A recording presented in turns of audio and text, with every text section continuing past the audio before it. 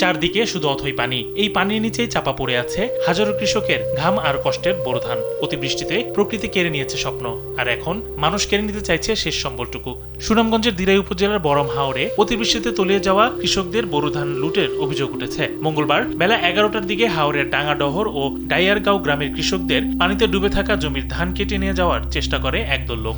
ক্ষতিগ্রস্ত কৃষকদের দাবি, প্রায় 60 থেকে 70টি নৌকা নিয়ে সংঘবদ্ধভাবে এই লুটপাট চালানো হয়। স্থানীয় সূত্রে জানা যায়, এক্সপার্ট ইঞ্জিনিয়ারদের দক্ষ হাতে দেশের মানুষকে প্রতিদিন সুরক্ষিত রাখার প্রত্যয় নিয়ে এলো সেফ সার্কিট ব্রেকার। বরম হাওরের পানি কমতে শুরু করলে পানির নিচে তুলে থাকা ধান ভেসে উঠতে থাকে। এই সুযোগে নোয়াগাঁও, সন্তোষপুর, বাউসী ও চন্দ্রপুর এলাকার কিছু সুযোগ সন্ধানী ব্যক্তি নৌকাযোগে হাওরে প্রবেশ করে ধান কেটে নিয়ে যেতে শুরু করে। এতে হাওর পাড়ের কৃষকদের মধ্যে ছড়িয়ে পড়ে আতঙ্ক ও ক্ষোভ।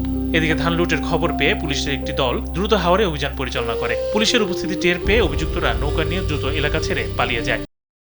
পরে তো ধরেন এমনিতে আসছিল লোকজন, তারপরে পুলিশ যাওয়ার পরে এলাকা স্বাভাবিক হচ্ছে। নৌকা অনেকগুলো আসছিল পার্শ্ববর্তী এলাকা থেকে আর কি।